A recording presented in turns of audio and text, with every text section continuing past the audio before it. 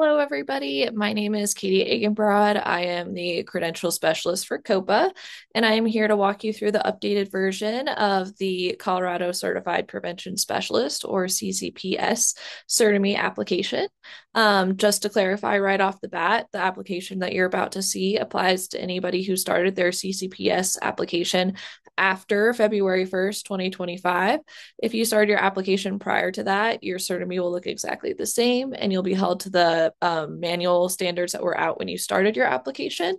You'll have 6 months until September 1st of 2025 to complete your application in the older version. Once September 1st hits, then everything will be converted over to this newer version.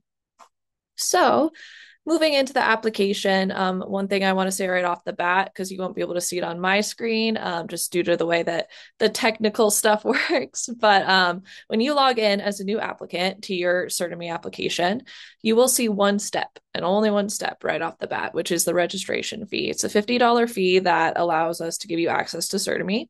So you'll pay that fee. If you're using a third-party payer, please visit our website or the manual to find the third-party payment link that your organization will fill out for you.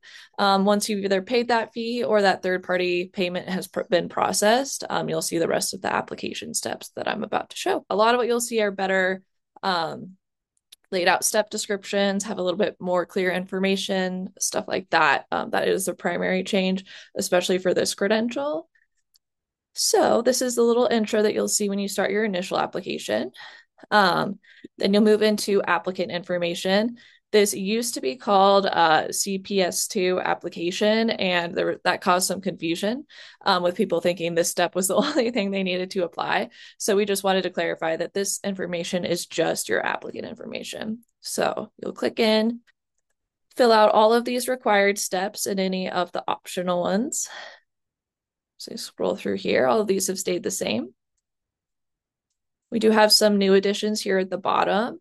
The first is that you confirm that the name entered on your application matches the name on your government issued ID. This is important because I use this name to pre-register you for your prevention specialist exam. So if it does not match and you show up to the testing center with a name on your letter that you get after registration that does not match your ID, they will turn you away and you will have to pay a fee to schedule a new exam date. So just make sure those things match. And then we do ask you to attest that you're the individual completing this application. If you received assistance from a supervisor or another individual, just please put that below here. So moving into the questionnaire, there were a couple questions that were reworded for clarity. And then we did add two new questions, both related to the exam. The first is to indicate if you need accommodations. This is really important for me to know before I pre-register you for your exam, as your registration process will look a little bit different. And then if you would like to take the ICRC exam in Spanish, that is available for the prevention specialist exam. So please also indicate that as well. So I know that during your pre-registration.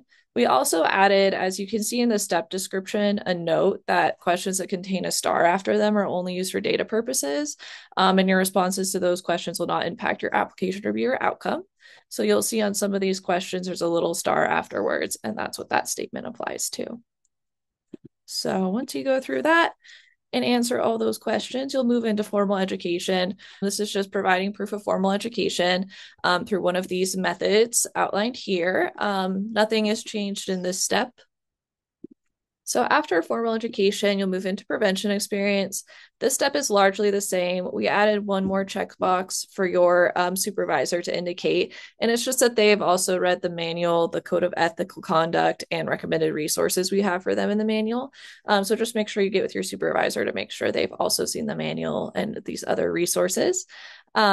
Other than that, the process is the same. You go to add a new invitation, you'll enter your supervisor's information up here, so their email, and then it'll create a drop down for their first name and last name, and you'll send them the hours that you're assigning them. Please note with this step, if you send them 2,000 hours, a request for 2,000 hours, and they only attest to say like 1,000, Certemy will have to reset the step so that way you can send them a request for just 1,000. You can request as many supervisors as you need to get to the 2,000, but make sure you actually break up the hours that they're attesting to before you send it. Otherwise, it can delay the time that it takes to get this step complete Same thing for the next step, which is that supervised experience, so that 120 hours. We laid out an example for your supervisor in the description of kind of what this looks like, just to make that a bit more clear. They also have the same checkbox here. It can be the same supervisor for both the 2000 and the 120 hours. We just wanted to duplicate these because sometimes there are different supervisors for each step. And same thing, new invitation, invite them for the amount of hours they're attesting, whether it's the full or the partial amount. And then you can repeat that process as much as you need to get to those hours. After that, we move into our training sections. The only things that changed in here is we made the step descriptions a little bit cleaner. So the process is the same. Please do note, though, as it says in the manual, you have to upload each training one at a time.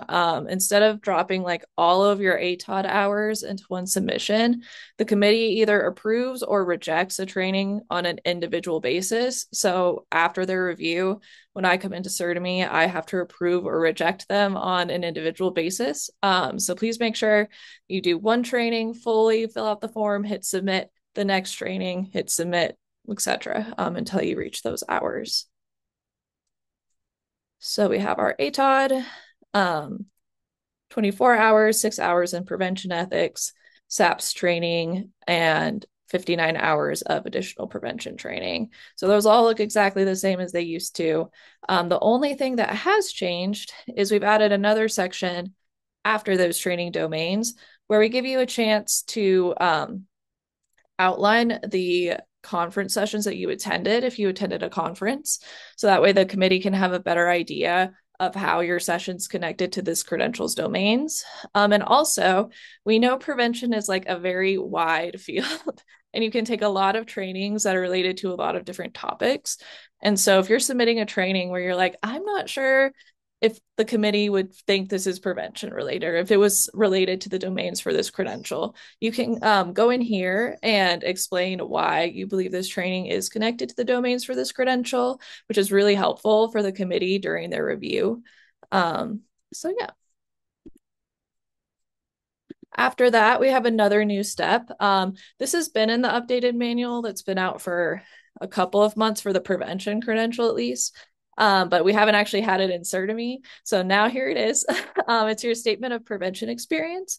So you're just going to answer these two questions about your philosophy about prevention and then how your philosophy of prevention contributed to your growth in the prevention field. And that will be added to part of your application review. And those responses don't have to be long. They can be like 250 words or less. So don't feel like you have to write like a full essay response to each of those. Then our code of ethical conduct statement does look a little bit different. It's now release statement and code of ethical conduct. You can find this on the COPA website in full in like an actual document version. And here it's just broken up where similar to the last version of Certemy, you go through and agree to each portion. There are just a couple of additional portions or revised wording that are in the updated version of Certemy. Next, we have the application fee.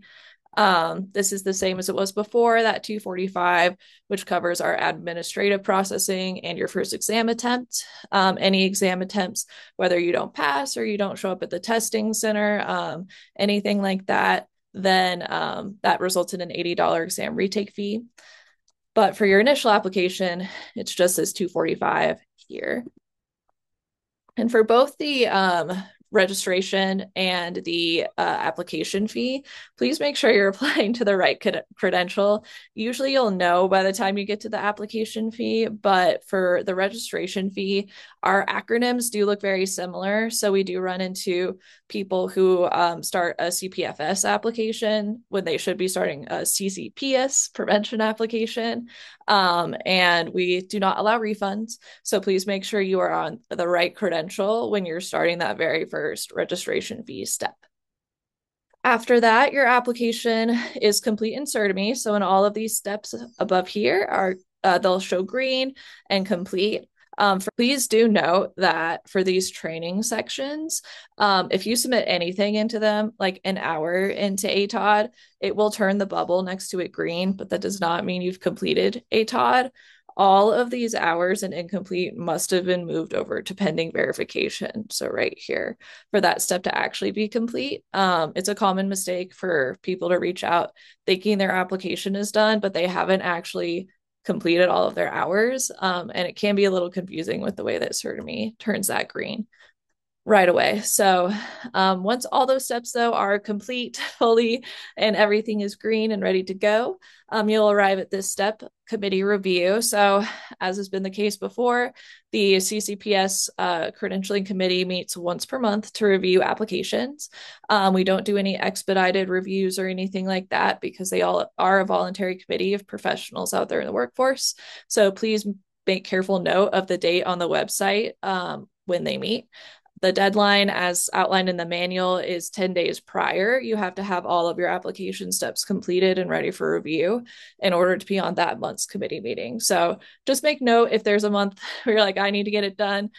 We recommend if you do have a personal deadline to have your application done 2 to 3 months prior to that personal deadline, just because of that like monthly review rate, as well as they could request additional information on something. So just give yourself ample time if you do have a personal deadline. But otherwise, 10 days prior to the monthly review date, I will pre-review your application and then add you to the agenda. Once you're added to the agenda, I will let you know. And then I'll be in touch with you after the committee's review. If they've approved it, I'll send you your pre-registration for the exam. If they have any requests for additional information, I will send those along. And then if your application is rejected, which is very rare, I'll be in touch with you with the next steps on that. So after that, you'll take your ICRC exam. And then in the past, we had people upload their exam results to this step, but we process those results anyways. So the credential team will just go ahead and complete this step for you. When we receive your results, typically your results are processed on the Friday after you took your exam. So if you take your exam on a Friday, you'll be contacted the next Friday and do your finalized credential. Okay, so this is the recertification application. So it's very similar to the initial. The biggest changes are going to be just a couple of additional steps and then those step descriptions. If you do finish all of the steps really early, like a year before, that's fine. You can finish this at your own pace. Just know that we'll hold on to your application until 3 months prior to your expiration date if you do finish it really early. The soonest you can get it reviewed is that 3 months prior to your expiration date.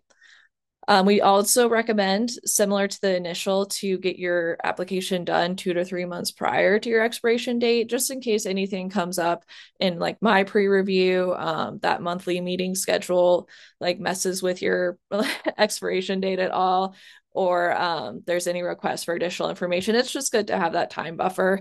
So I recommend marking like 2 or 3 months on your calendar prior to your expiration date to get this completed. Not required, just recommended. So that applicant information is going to look exactly the same for the recertification as it did on the initial. Same with the questionnaire. The questionnaire just doesn't have those two questions about the exam. Prevention specific continuing education, again, looks exactly the same. Only thing we changed is the step description. So you'll go in here just the same as your initial, add in your hours, again, one submission at a time until you reach that total hours. And then same for prevention ethics, exact same process as it was before. And then the release statement and code of ethical conduct looks exactly like it does on the initial application. And then we have that additional information section where if you are submitting conference hours or anything that you're, again, a little like, I don't know how the committee would feel about this as it relates to the credential, you have a space to put that all in there. Again, super helpful for committee review. So if you ever feel like you're a little unsure about a training, feel free to use that section. And then this is a new section as well, the application of continuing education statement. Like the prevention statement, it's been in the prevention manual for a little bit, but not in Certemy. So what you'll do is you'll go in and respond to these 3 questions. Basically, how did this training further your professional growth? what prevention domains were you attempting to address by attending these training sessions, and then how does the training apply to your work as a prevention specialist. And like it says on here, again, does not have to be long, 250 words or less is fine. And then that recertification fee, $200 fee, you just pay it directly here in the app by hitting pay fee. Or third-party payment, please make sure you go to our website and direct your organization to the third-party payment form that we have there. So that way we don't run into any time delays getting that processed for you. So that's recertification. Very minimal changes there. Just these two new steps and some revised step descriptions. So once that is complete through the committee review step, it'll go back through the committee review process. And if it's approved, then I will send you your updated credential and you can start this process over again. And then any requests for additional information will be sent your way, and any rejections, next steps will be sent your way. So that is Certemy for those after February 1st of 2025. If you have any questions, please don't hesitate to reach out. You can find our contact information on the COPA website under Contact Us at the top. And my email directly is Katie, Katie, at coprovidersassociation.org. Thank you, guys.